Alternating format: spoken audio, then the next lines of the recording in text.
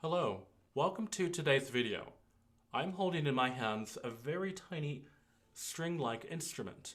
This is called the ukulele, as pronounced by the Hawaiians, also known as the ukulele or uke for short. Ukulele is a Hawaiian word meaning jumping flea, also known as gift that came here. A few theories on how the ukulele got its name includes that players' hands leap like a jumping flea across the strings. This instrument was actually a transplant from Portugal. During the 1800s, three luthier or string or instrument makers traveled to Honolulu, Hawaii, and began building instruments. A popular instrument of the time was eventually turned into this instrument here called the ukulele or uke. Let's talk a little bit about the parts of this instrument. First, we have the headstock, also known as the head. I will refer to it as the headstock. Here, as you can see, sticking out from the sides and on the back are tuning pegs or tuners. In your book, you will notice them as tuners. The white part here across are called the nut. This wooden board here, skinny, is called the neck.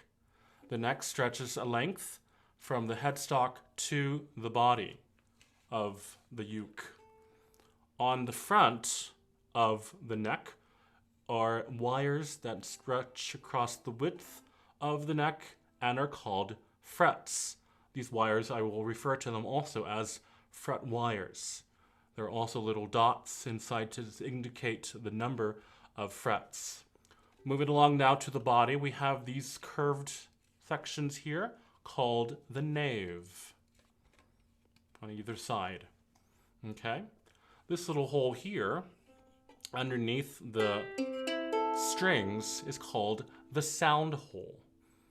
And just at the bottom here, looks like we have a little piece of brown or black wood and something similar to the nut up here.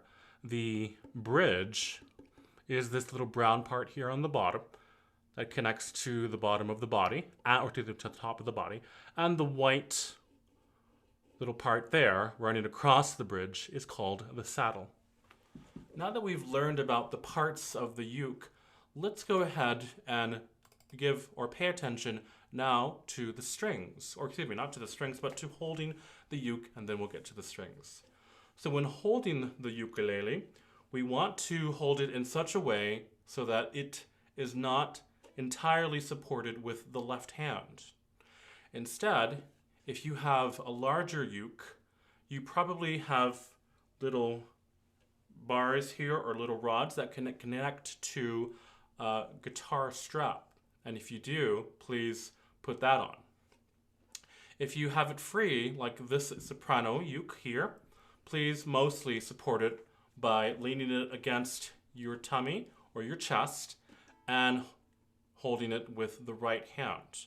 I like to support it here from the top, pluck strings, maybe a little bit of support here when it's open and free like this. When you're standing up, it should be held a little bit more like this, a little bit higher on the chest. But when sitting down, would you like, or if you want, I like to recline back a little bit on my chair, possibly even cross my legs a little bit, and allow it to just rest comfortably on my tummy, just like this.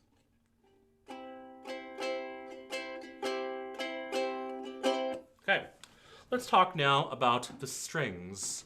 The strings are starting from the top. As you can see, there are 4.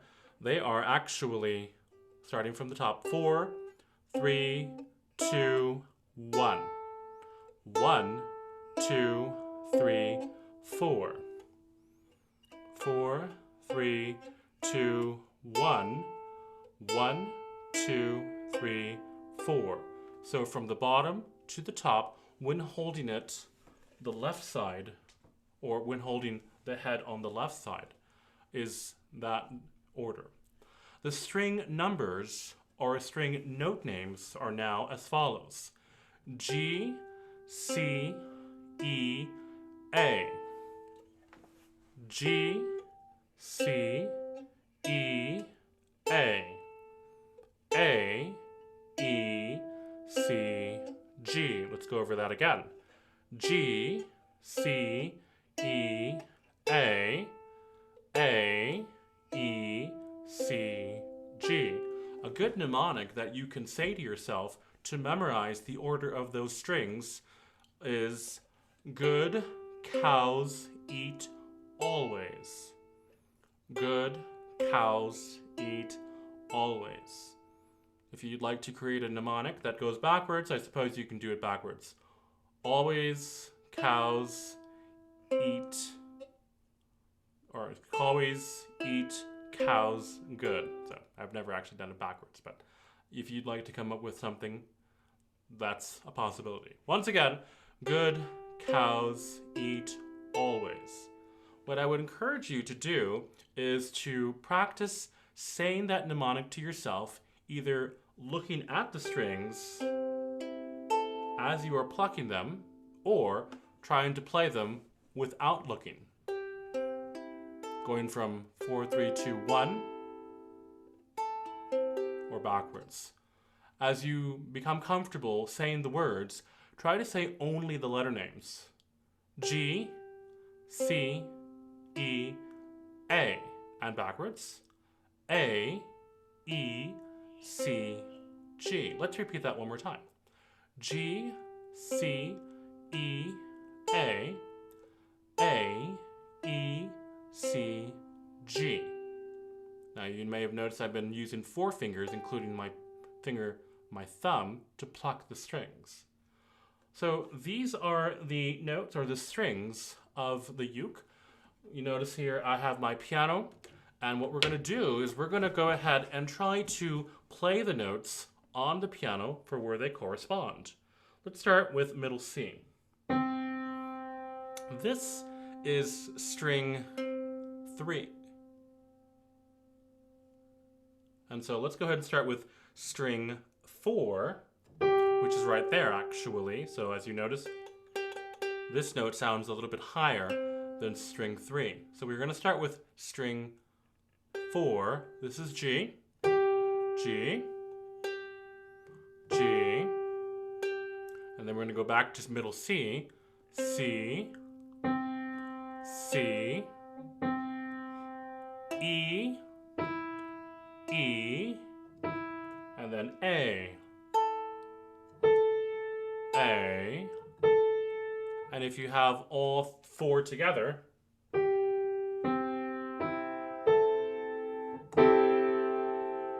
and when you play all 4 together, you may notice that you are playing a C6 chord. As a matter of fact, strumming it open is the chord C6. Very good. Become very comfortable with identifying and naming the notes of these strings going down and up. G, C, E, A, E, C, G. Very good. So become comfortable with that. Let's talk now a little bit about the left hand position. When holding the uke in our left hand, as I mentioned, we don't want the support to be entirely there. Okay? And the reason for that is because we would like our fingers to be free and open to play any or hold any fret down on the neck. So when you hold the neck, take your thumb and place it right behind the back or the middle of the neck, just like that. Hold it there. This is the classical or the guitar style grip. That allows your fingers to come underneath and be open and free, and you can hold down any fret you want, just like this. It's going to require that you bring your arm a little close to your body because of how tiny this instrument is, but you need to accommodate it as best as you can and try to be comfortable. So once again, placing the thumb on the back there, holding it there right in the middle, and then bringing your fingers forward. What I would like for you to do before you press down on any frets is hold your hand flat along the neck, on the front of the neck here, along the wires or the frets. And I want you to line up this finger here, the pinky, along a fret wire. As you can see, there's a fret wire right next to it, and I'm lining it up. What we don't want to see is my fingers kind of at an angle, and you can see just a little bit of the fret wire, but not the entire fret wire. We don't want this angle to exist. We always want it to be lined up and straight with the fret wire. With your thumb holding on the back of the middle of the neck, practice just holding this position right here. When learning to play the uke, it takes a lot of patience to get used to holding it in such a way, even though it's compact. Become comfortable, develop the muscle memory of how this is supposed to be held. So as you can see, it is lined up. As you become comfortable holding it this way, you can open up your fingers and just spread them out like this. Become comfortable moving them. You can also just kind of spider them over the fretboard, just like this. All the while, the thumb in the back is pressing just in the middle there. Okay. When holding the neck, we want to have, as you can see there, underneath, there's a space, and I suppose we can do it this way. There's a space underneath the hand. See that space underneath the hand? There should be a space right here.